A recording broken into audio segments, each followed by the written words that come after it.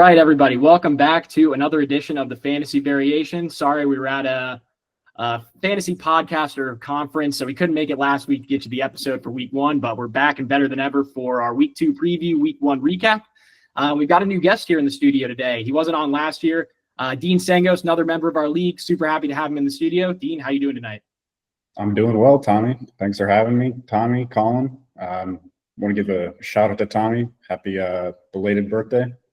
Appreciate that. Yeah, good to have football back. Good birthday to have, always right around the beginning of football season. So that's why I'm always getting so excited for it. Any thoughts on the Bengals game this week? What'd you think of the offense, defense showing against the Browns?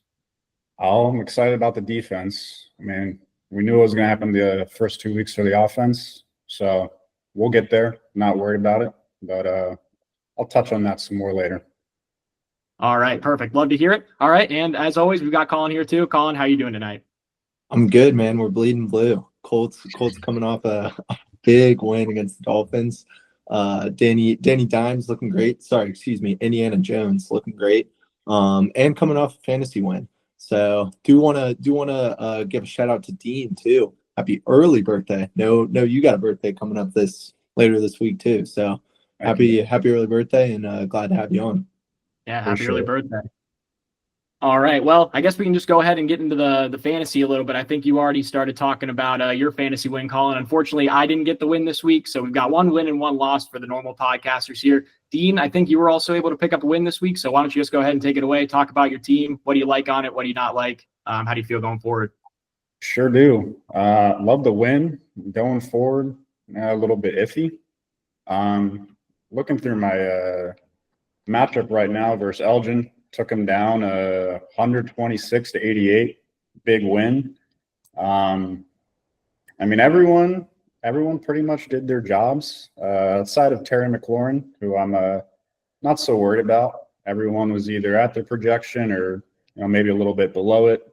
Jonathan Taylor, Kyron Williams did all right. Serviceable, and we're happy moving forward with that. George Kittle hitting the 4-week IR. So I'm going to be looking for tight ends this week. Not going to give any hints who, but, there's a few good prospects on the wire this week. So happy to see who I end up with.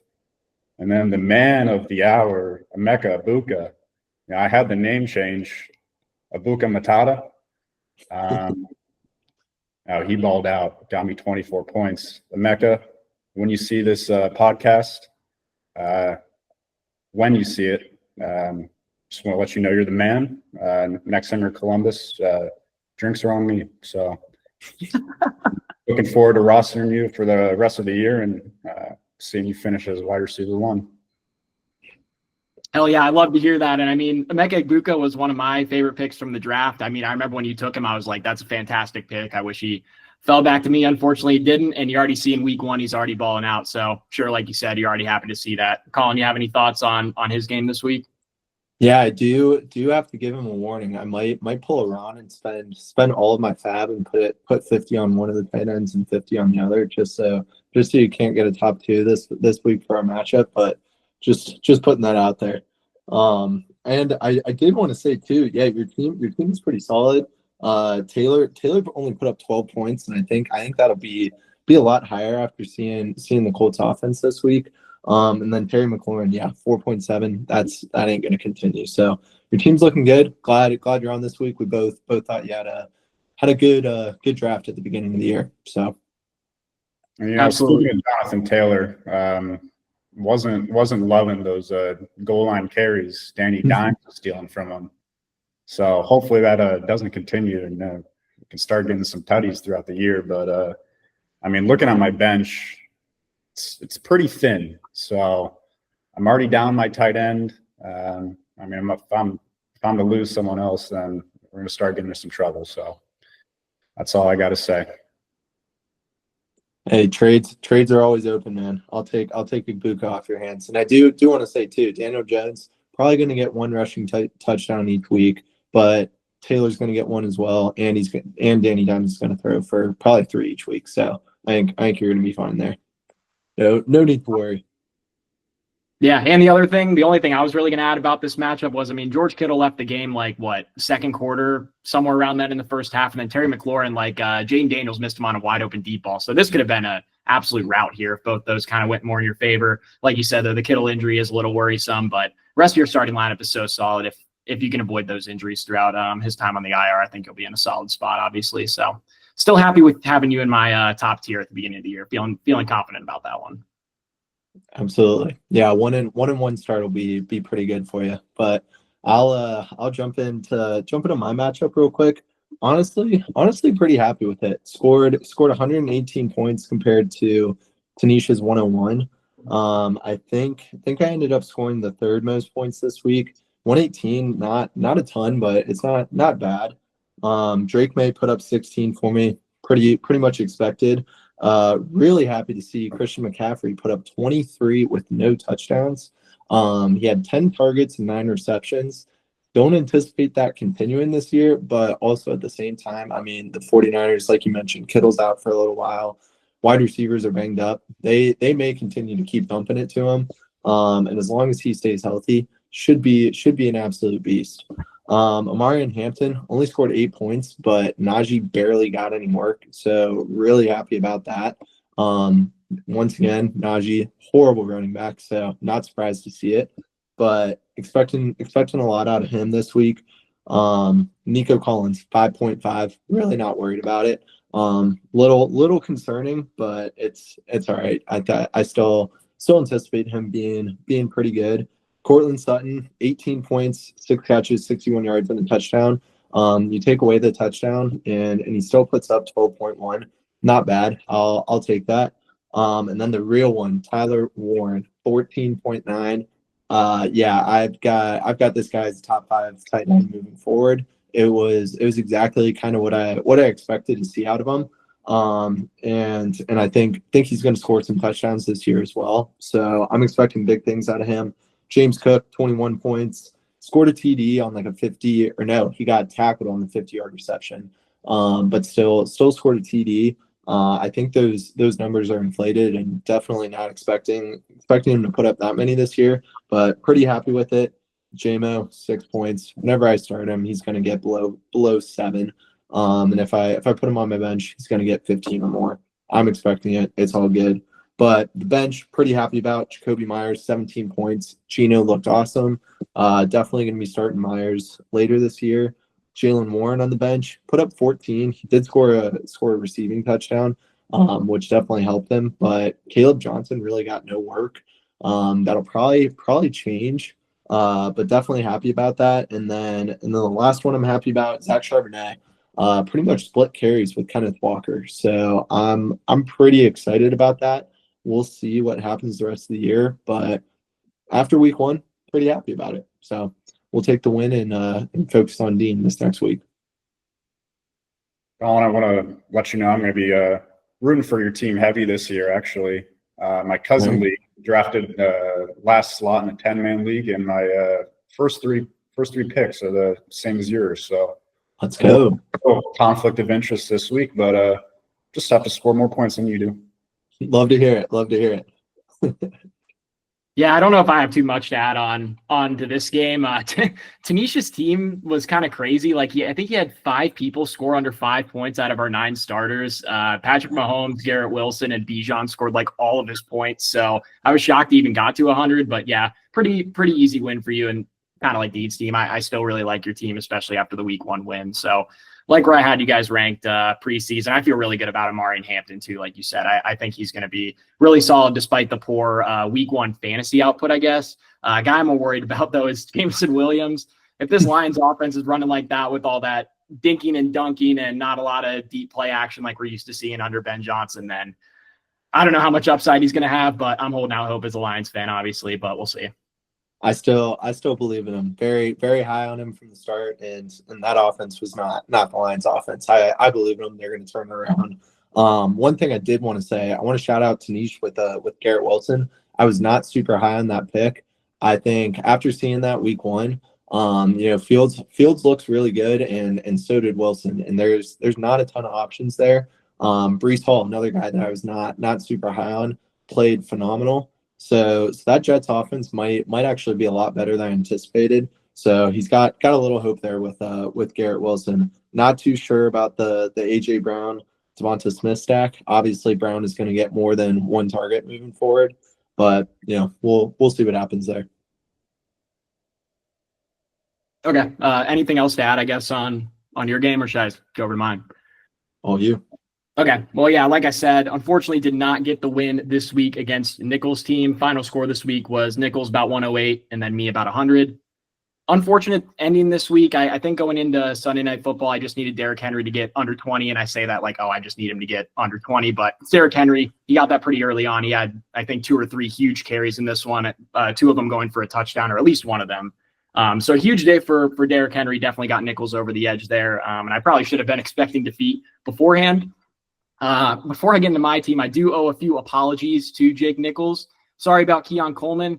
I'm still going to say I really don't like him for the rest of the year, but man, he really balled out on me week 1, albeit on the bench. And then even Sam Laporta in the starting lineup, he had a solid day and I hated him. And then who's the other guy? Oh, Aaron Jones, also on the bench, but he had a solid day with the receiving touchdown. I still don't really feel great about any of those 3 guys, but I did have to shout them out because they all balled against me. I will take my victory lap on Bo Nix, though, who was in the starting lineup, but his poor performance was not enough to get me over the edge. As for my team, I really do like the spot I'm in. Obviously, I have a lot of stock in the Cowboys offense, and they just didn't really have a lot going in the passing game. I shouldn't even really say that. They just didn't get a lot of touchdowns in the passing game. And things kind of went south after the rain delay. So I really expect them to bounce back. I mean, CeeDee Lamb could have 40 points if he wasn't dropping every ball coming his way in the fourth quarter. So I really feel good about those guys. We'll see about Pickens. He'll probably be a boomer bust type guy throughout the rest of the year, but I still like him being in that offense. And then I really just like the depth of my team. Like I said at the beginning of the year, I think I've got 6 really good receivers on my team that I'll be able to start. The 4 starters I drafted, and then Diggs and Debo as well, who shout out Debo. He had a big week 1. And then also I've got Chase Brown and Tony Pollard holding down the RBs, as well as Travion Henderson, kind of my X factor. And I really liked his usage in week 1, even though I think he played less than 40% of snaps. He got, I believe, I want to say 5 out of 13 running back carries, and then he got like over half the receptions for running back. So I think he's already getting very solid usage despite the low snaps. So tough loss this week for sure. My team, I feel like, could have played a lot better, but I still really feel good about where we're at moving forward. Like myself in tier 1 still, despite the 0-1 record. Absolutely. Yeah. Couple of quick thoughts I had. I mean, you kind of knew this. I feel like you're kind of going to live and die by the Cowboys offense with Dak and CD. I got no worries there, like you already mentioned. But one thing I want to call out: Chase Brown, only 13. He did get in the end zone. I still think he's going to be 15, 16 plus type guy every week. So expect to see better out of him. And then the other call out I wanted to make. Oh, shout out for Samson. Wasn't super high on him. He's looking really good. Jerome Ford is slow as dirt.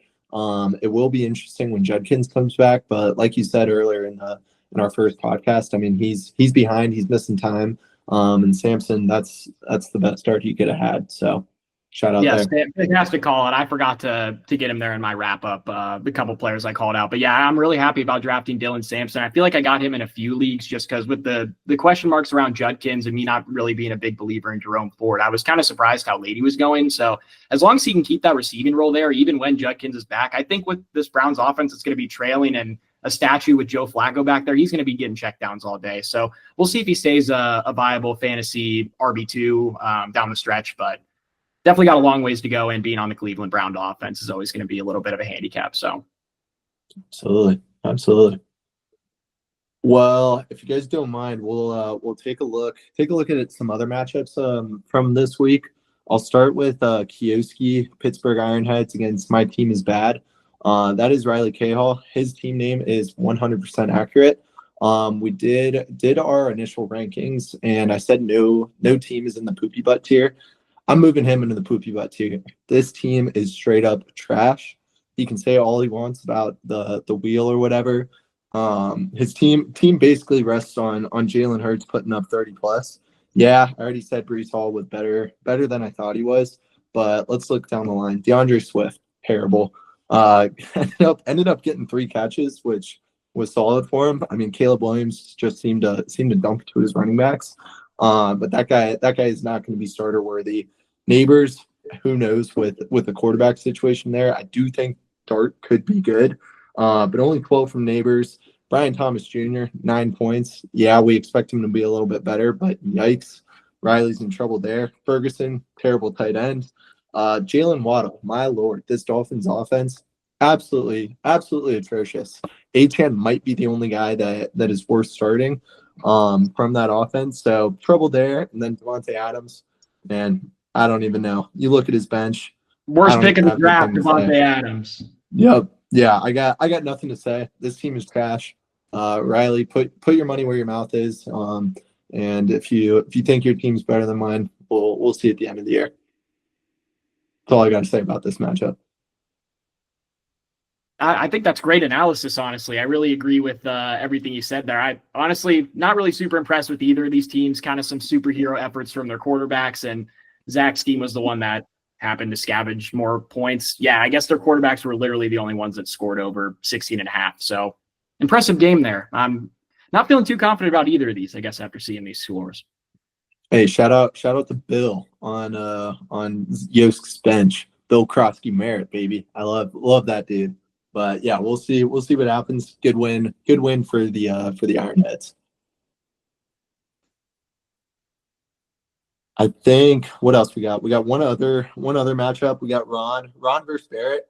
Ron ended up winning this 130 to 125. He was down significantly going into that Sunday night game. And Josh Allen puts up 38.76 points. Yeah, he's not going to do that every week, but there is always a realistic chance that he's going to put up 30 plus. So as long as Ron's got Allen healthy, I really think he's always in these games. Zay Flowers put up crazy good numbers that I don't expect to happen every week, but overall, I mean, not too bad. He's got some trouble in the flex spots with Jerome Ford and Matthew Golden. But he's got Rashee Rice that will come back at some point and I do expect to be a wide receiver 1/wide receiver 2 type guy. And then Travis Hunter could potentially get a lot better later on in the year. Shout out to him for Michael Pittman. I didn't think he'd be good, but with Indiana Jones, I think all these Colts wide receivers are studs. So we'll leave it at that. Colin, you're forgetting about Travis Etienne on Ron's bench there as well. That is so true. I want to give a shout out to Ron's team. It's looking scary once again. Sorry, go ahead. Well, I was just going to say, I think one of our concerns about Cole's team, like when we were talking about, I had him in the bottom tier, was just like the running back depth. And now having a guy like Travis Etienne that's just looking like at least a starting running back. I hesitate to say a fantasy RB1, I guess, in a 10-man league, but definitely a very viable fantasy starter in like the 10th or 11th round. So great pick there from Ron. His running back room is definitely looking a lot better now. Yeah, we were knocking him in that first episode, saying why we couldn't believe why he wasn't taking running backs. This guy's one step ahead. He zigs when we zag. So good week from Ron. Barrett too. Didn't really touch on him. Still put up 125, and honestly kind of expect a little bit more out of Ladd and Drake London, I should say. All the other guys kind of put up what we were anticipating. Exceeded their projections by about a point or two for the most part. But still overall pretty good week for him. And then he's got Javonte Williams on his bench, who I think was extremely slept on by a lot of fantasy players. Scored 2 touchdowns. That ain't gonna happen every week, but good numbers might be worthy of a running back in a flex spot at some point this year. Yeah, I feel like Javonte Williams is one of those picks, and we'll see with Jaden Blue if he ever comes into the mix. But like Miles Sanders, like got hawked and then immediately fumbled after, so he might just be like out of the picture. And it's one of those where it's just like, man, we should have probably just been taking the running back on an offense that's pretty good looking back. But hindsight's 2020, I guess. Oh. Okay, well, I think that's honestly a pretty good segue into my matchup for next week. I can probably go ahead and get out of the way because I'm playing Barrett this week. I feel like I should feel pretty confident, I guess, since I said I still feel good about my team and I had Barrett in the bottom tier going into the season. So I feel like this is a game that we're going to have to win. We're going to need the Browns offense to not be in immediate garbage time against the Ravens, I think, with both Njoku and Judy on Barrett's team. That'll be a little unfortunate if they're down 20 in the first half and then just throw it every play. So hopefully the Ravens defense can just go ahead and shut that offense down. And I don't think it'll be a huge concern. Looking at some of these other people, though, I see Saquon Barkley against the Chiefs. That's definitely one I'm a little concerned about. I could see that one maybe getting a little high scoring. It seems like Patrick Mahomes is kind of getting back to that old gunslinger type mode, especially with a lot of these receivers out. So we'll see what happens there. I'm kind of afraid of Saquon going against Kansas City there. But for my team, I guess I should say, I feel like I have some tough sit starts this week. We do. We might talk about it a little bit later, but I'm not super high on Mike Evans this week, which he was my wide receiver too that I drafted going into this year. Going up against the Texans this week, who obviously have a fantastic defense. We just saw him have a pretty good day against the Rams overall. I think Puka still balled out, but obviously Puka's Puka. And then he's got to go up against Derek Stingley Jr., and I feel like Mike Evans is a guy that kind of struggles with shadow coverage because he's just like that one-on-one guy. So if you get a better corner on him, they're just going to follow him around. So a little concerned about that, which is leaving me kind of have to pick between guys like Travion Henderson, Deebo Samuel. I was going to say George Pickens, but maybe not even really. And then even a Dylan Sampson. I mean, we talked about him. I mean, if the Browns are just going to check the ball down, I feel like he could even be viable. So I think I'm going to have some tough start sits this week. I will say, though, at least if Brock Purdy's playing, I'm playing Ricky Pearsall. I think we'll maybe talk about him a little bit later, but he should be in a great spot this week as long as his quarterback's out there. So still liking where my team's at. Definitely some tough start sits this week, but we'll see where we land, and hopefully we pick the right guys. Yeah, good luck. I was looking at your bench. You definitely do have a lot of tough start sits, but that's not always a terrible thing. You got a lot of depth, so good luck. Good luck to you this week. Thank you. Dean, how do you feel coming into this matchup against God, what is my team? Feed me, CMC. Feeling all right. Once I get a tight end on my roster, I'll be feeling better. But not really start sit decisions to make. I'm sitting on quite a few rookies on my bench, seeing which of those are going to pan out. And basically my roster right now is my roster. So going with that and unless anything changes. There we go. Good luck to you. I feel kind of in the same boat. I could make an argument for maybe starting Jaylen Warren or Jameson Williams, who are currently both on my bench. Jacoby Myers has a tough matchup against the Chargers this week, but after seeing him last week and with the potential of Brock Bowers not playing, I think I'm probably going to go with him. It is unfortunate. I've got Cortland Sutton in my lineup, and he plays the Colts, so he's probably going to be getting like 4 points or less, but I'm willing to take that. But overall, we got McCaffrey projected at 23. That's a very high projection, but I do think he can hit that against the Saints. So hopefully he gets in the end zone here this week and can get me some points. But good luck to you. You as well, sir. Alrighty, I think that takes us into our love hates of the week. We're going to be bringing this back from last year. And how about Dean? You want to kick us off for your first love hate of the week? Sure. I'm going to go love Brian Thomas Jr. At 8. Jags playing the Bengals this week. As a Bengals fan, I can go ahead and test that secondary is absolutely awful. It's probably going to have Cam Taylor Britt covering him on Sunday, and that usually never ends well for him. I know we got 9 points last week, 1 reception, rushing touchdown, but I'm thinking this week he's going to be going nuclear on my Bengals. So we'll see about that. Never a bad thing to love someone against that Bengals D. Definitely due for a good week after last week. So I like the pick. It's a little high at what was his ranking? 6 or 8. But I can definitely see him outscoring that. Yeah, 8. And just thinking game script, that Bengals front 7 is definitely our strong suit. We were doing a pretty good job against the Browns rushing attack. I think their longest carry went for 5 yards maybe. So I'm thinking Bengals are going to start scoring. Jaguars are going to start throwing the ball, and we're going to have that classic 40-40 Bengals game we expected to see going into the season. Absolutely. Yeah, I definitely like that pick as well. I feel like it should be a good bounce back for him. Like you said, a great spot. And also, I just like this Liam Cohen offense. I feel like he's definitely going to try to get him involved in week 2. So like that pick. And I feel like this segues kind of into my pick. So I feel like I'll just go ahead and do my first love here is T. Higgins at wide receiver 16. I was kind of looking at some wide receivers below him. That would have been a little easier to hit, I guess, the love mark. But Dean's here. I got to pick the Bengals, and he took Brian Thomas at 8. So let's go bold and take 16. Let's not be cheap and take wide receivers like in the 30s, I guess.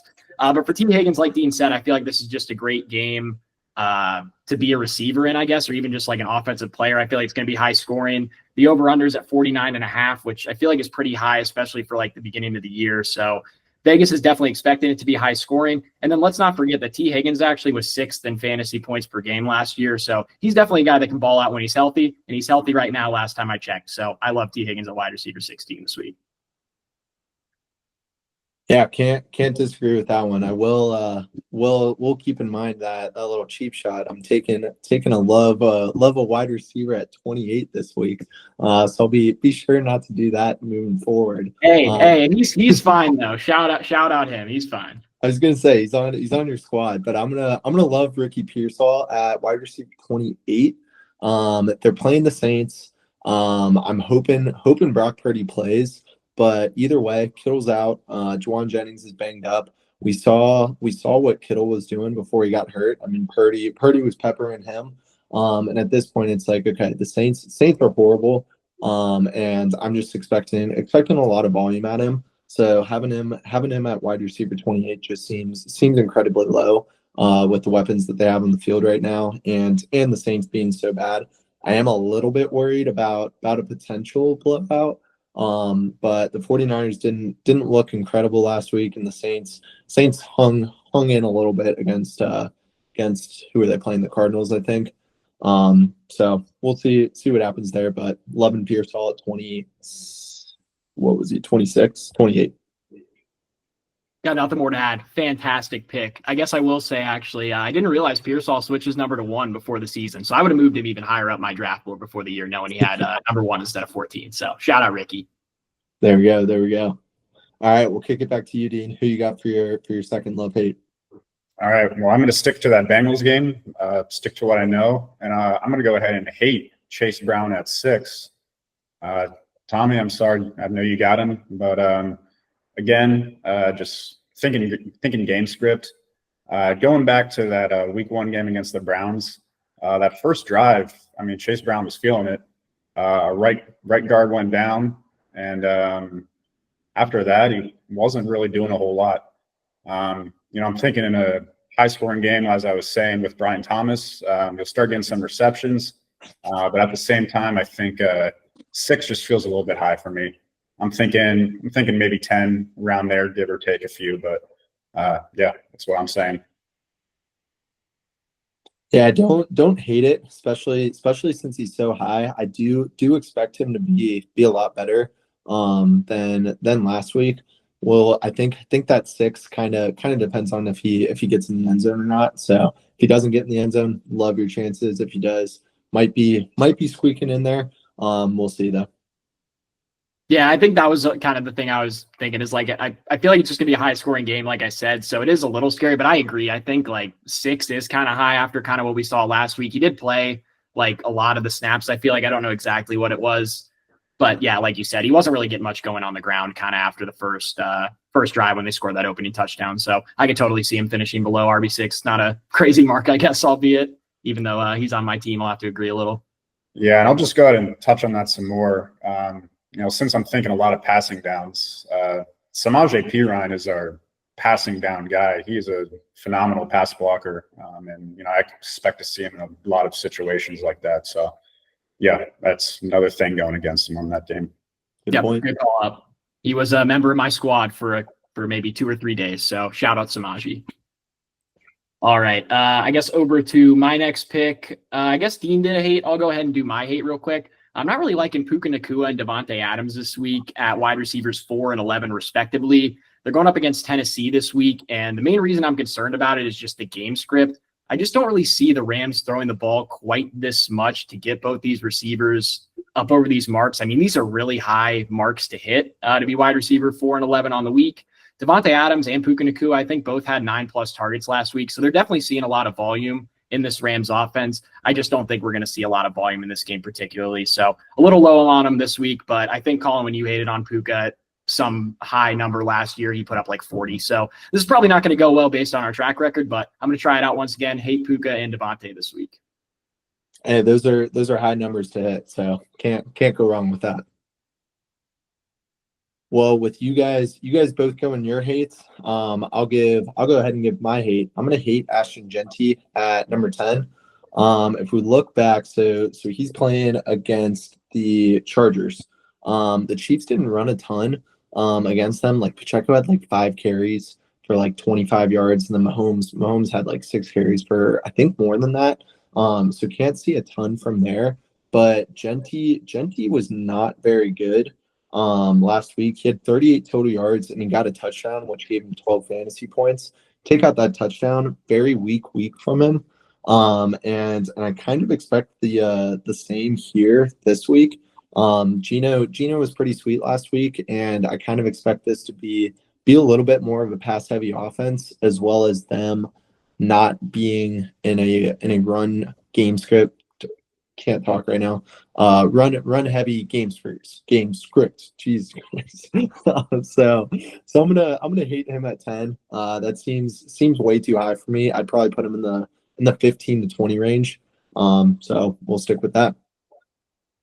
Yeah, I think it's just kind of some of the concerns that we talked about in our first episode kind of came to light for Ashton Jeanty. I kind of made the comparison to Ezekiel Elliott, saying like they were kind of going around the same spots in the draft, but this is a much, much worse situation. I feel like a worse prospect, at least certainly in my opinion, than Ezekiel Elliott. So I wasn't super high on the pick from Ron. And yeah, I guess a slow start for a rookie is probably not the most surprising thing. He's obviously talented. We'll see if he can get it back on track. And this Raiders offense is looking better than a lot of people expected. So absolutely.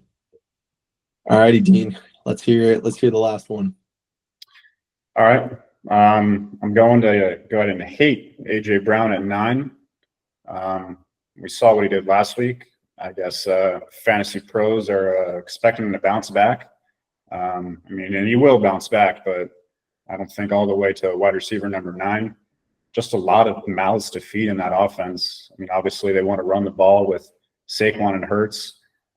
Trading for Tank Bigsby. I know I forget the guy's name, but he went down to replace him. But you got Goddard and Devontae Smith as well. Just a lot of mouths to feed, and I don't see AJ Brown hitting wide receiver 9 without at least 1 touchdown. So hating him. Yeah, I totally agree. I mean, there are so many mouths to feed on here. The only concern I would have is maybe them forcing the ball a little bit. After only getting 1 target last week, but I'm with you. Wasn't super high on these Eagles pass catchers to start, and like you said, they are definitely a run heavy team. So like the pick. Yeah, I don't think I have anything more to add on either side there, which I think will take us into our last one for me. Hey, pains me to say this, and I guess it makes it a little bit of a win-win for this weekend, but I'm going to love Caleb Williams at quarterback 19. We just saw last week him put up 24.2 points in a game that wasn't really a great game script for quarterbacks. I mean, they were up for a good majority of that game before kind of just throwing it away in the fourth quarter. So we saw him put up a lot of points without having totally like air it out all game like you typically see for quarterbacks that put up numbers like that. And he's also just got the rushing upside, I feel like, that we saw in week 1. He had 6 carries, 58 yards, and a touchdown. So that was good to see. And the Lions, I feel like, just from watching them over the last 5 years, they always suck against running quarterbacks, and they always let them just run out of the pocket and get all these extra yards rushing. So I feel like it's a good matchup from that perspective. And then also the Lions defense, at least the pass rush, looked absolutely miserable on Sunday. We generated 6 pressures, which was tied for second fewest. So if Caleb's got time back there, I feel like his biggest drawback so far since he's been in the league is he can't really deal with pressure. If the Lions play like they did last week, we're not generating any pressures. And I know the Packers have a pretty solid O-line, but the Bears O-line has certainly improved from where it was at last year. So I expect them to be able to protect Caleb, and I pray to God that the Lions are just able to put up enough points like they did last year to be able to fend off this offense and Ben Johnson's return. Very, very good reasoning. You're going to make me want to take Caleb's rushing yards here this week. But yeah, watching that game, I could not believe his running abilities. We kind of knew it was there, but I feel like I guess I didn't watch him too much last year. But he had some pretty good runs that I was like very surprised about. So rushing upside alone, definitely should put him above QB19. Well, I will take us home here. Last pick, we're gonna love my boy Tyler Warren at tight end number 6. Like I said earlier, I see him as a top 5 tight end moving forward. But just looking at ESPN's rankings right now, they got Bowers and McBride 1 and 2. Totally agree with. But then they've got Travis Kelce at 3, TJ Hawkinson at 4. Maybe I could see that, and then Laporta Potty at 5. I see Laporta, or I see Tyler Warren as the top 3 tight end this week, especially against the Broncos. Broncos are good against wide receivers, and I feel like Tyler Warren's kind of just that safety valve for Indiana Jones. So I'm gonna love him at 6. Expecting another 13 to 17 point week from him.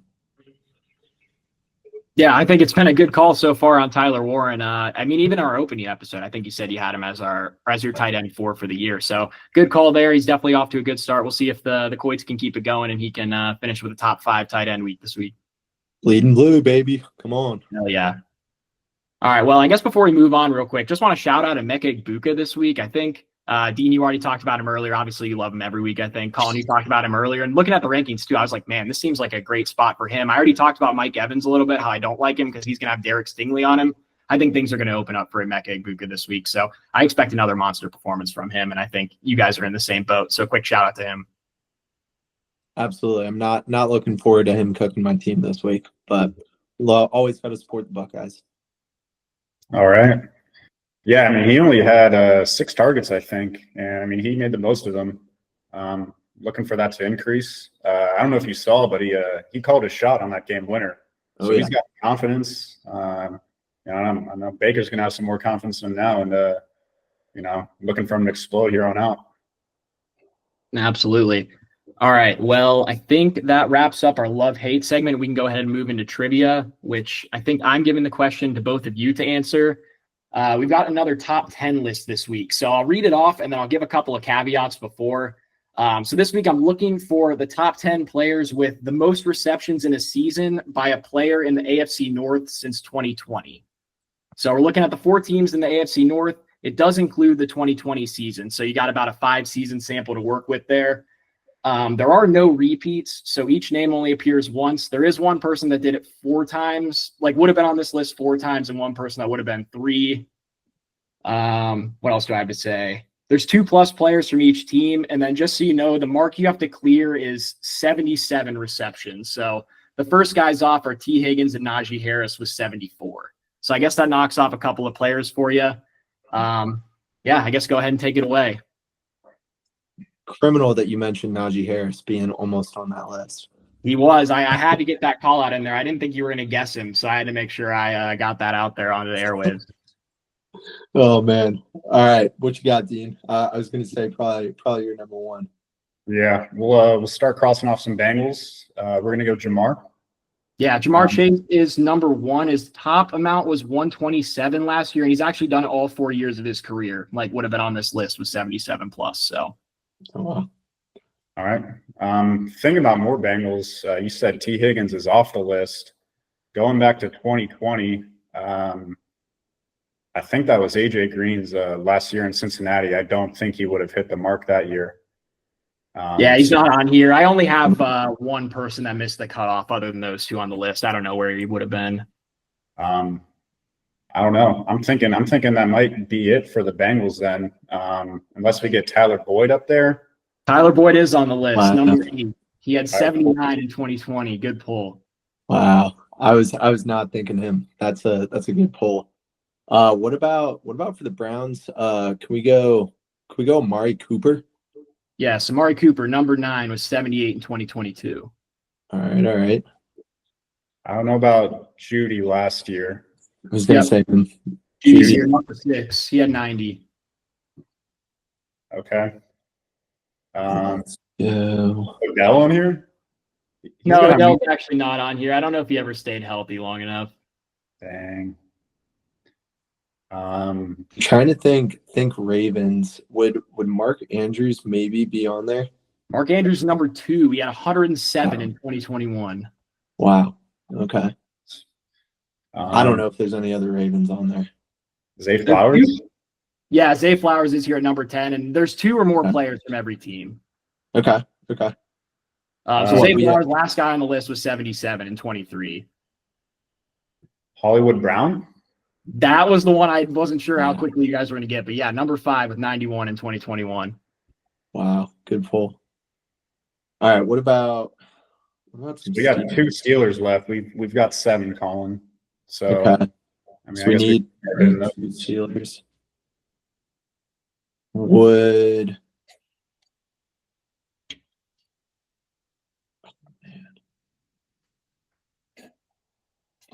I mean, would Pickens be on there? Did he get 70?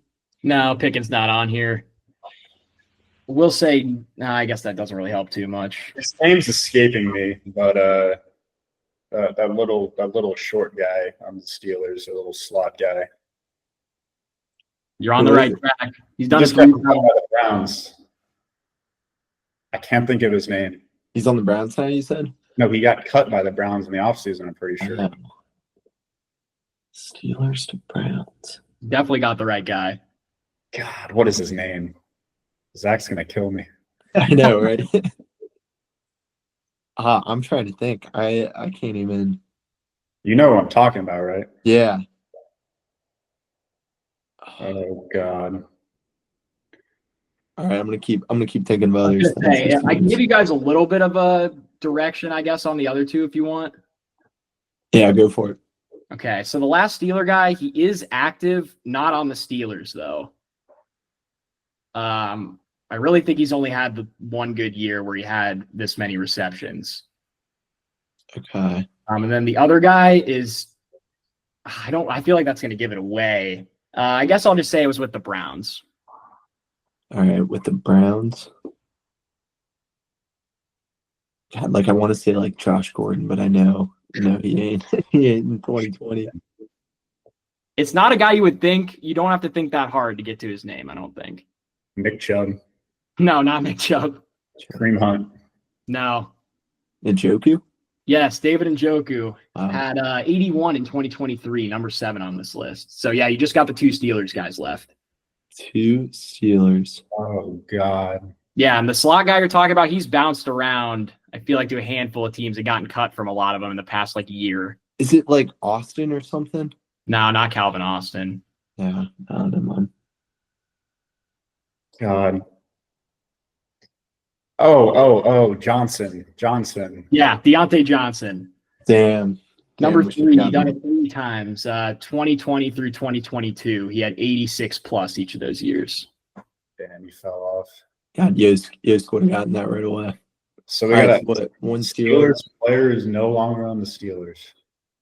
Had one very good year for them. And that was it. Oh, who was that? Shit, he had that one delay of game, or it wasn't a delay of game, but I remember it. I remember the play. It was like a no huddle play. And he was too busy celebrating to get to the ball. He's a taller receiver. Wasn't that Pickens? Yeah, that was Pickens, I think. Yeah. No, it wasn't. It wasn't Pickens. That did happen with Pickens, though, at least at one point. I remember that. But I remember that one. you'll know this guy. You don't have to, this is a well-known name. And he actually just had a very good week 1 for his new team. Not new, but team that he plays for. Not that he's on a lot of rosters in fantasy. Who in the world is it? I'm trying to think of a hint that Yeah, wouldn't. if you give the team, it'll probably give it away. Chase Claypool is who I was thinking of. Oh, no. Yeah. Good guess. No, I honestly, I didn't even think about him. But I think you're on the right track with Chase Claypool. So he is a wide receiver, I'm assuming. Yes. Who would you associate with him from back then? Another wide receiver. Antonio Brown? No. Oh, I know. He's not in the league. You said he had a good week 1. Wasn't Chase Claypool a big TikTok guy? Oh, yeah. So who's TikTok guy? Juju. I'm assuming Juju Smith-Schuster. Juju. Oh my god. 97 catches back in 2020. Yeah, I'm honestly shocked that you guys got Hollywood that fast. That was such a good pull, dude. I would not have I gotten mean, he went crazy week He one. did, yeah. I honestly forgot he had 90 plus receptions. That's definitely didn't remember that. But yeah, nice work, guys. Got through the list there. Not too much help until the last one there. So good work. Shout out Dean carrying. Let's go. All right. Well, let's kick it on into our last segment then, which I think are just a couple of best bets that we got for this week. We've got none to recap from last week. So Colin, why don't you just take it away with the two you got for this week? Yeah. So I guess I'll go with my first one. We're gonna go with Christian McCaffrey receptions. Originally I said if it's anything less than 6.5, I'm gonna move that down to 5.5. 7 receptions is a ton. But I do see 6 happening. So if I can get good odds on over 5.5, I'm gonna take it. If it's over that, I might pivot to McCaffrey touchdown. That's a little worrisome. He was minus 125 last week, and I'm assuming they're going to be absolutely projecting him to score against this terrible Saints defense. So we'll see what happens there. If it is plus odds at 6.5, maybe I'll take that. But kind of gonna have to be a TBD because those odds aren't out yet. But I think 5.5 is a good line for him. So I'm gonna take that, and then my second pick, which me and Tommy are both on, is Patriots. I took the plus 1.5 at minus 110. They are instead of the money line. Who are they playing again? I can't even remember. My phone is dead. Dolphins. Yeah. We saw what the Colts did. I mean, obviously the Colts are a Super Bowl caliber team. But that Dolphins offense was atrocious, and the Patriots are a team that I'm already high on this year. So I'm gonna take them plus 1.5 here. Yeah, obviously I like that pick. I think you maybe should move over to the money line. That's what I've got as my first best bet of the week. Yeah, the Dolphins just looked terrible last week. I feel like I don't really have much to add. I don't even think the Colts are really that good, and they really made the Colts look that good. So sorry to say it, but that's how I feel about the Dolphins. Well, let me give the Colts some praise. Lou Anarumo, new DC. I mean, he was doing some magic for the Bengals on that Super Bowl run. So I don't think it's no fluke. Givich pretty much shutting out the Dolphins. I expect to see more of that from the Colts defense. Love to hear it. That's totally down. I guess more of my gripe is more with Daniel Jones, I guess, running the offense. But yeah, still, I'm liking Patriots over the Dolphins. I probably like pretty much anybody over the Dolphins for a good portion of the year. So we'll see if we have any more of those coming down the pipeline. And the last one I've got, another road dog in the Buccaneers at the Texans. I just don't understand why they're underdogs, honestly. I know they're on the road and the Texans are a pretty solid team. I think we just saw the Texans offensive line get completely manhandled, albeit at the hands of a very good Rams defensive line. Their offensive line is just terrible. It was terrible last year, and now they lose Laramie Tunsil. Obviously, it's not going up from there. So I think I'm just going to bet on the better team here, the team that I think is better on offense for sure. Texans got a great defense. I think that Baker and the boys will be able to move the ball, and they'll be able to get the win here. I just really like the value. I could totally see the Texans winning, but I just don't understand why the Buccaneers are this big of underdogs, I guess. I know you took them a lot last year. Is that correct? That is very true. I think it was kind of like 50-50 on whether they hit. So I don't think I had like a great record or a bad record, but that's a good call out. I forgot about that. All right, keep it rolling. Yeah. Oh yeah, go Baker.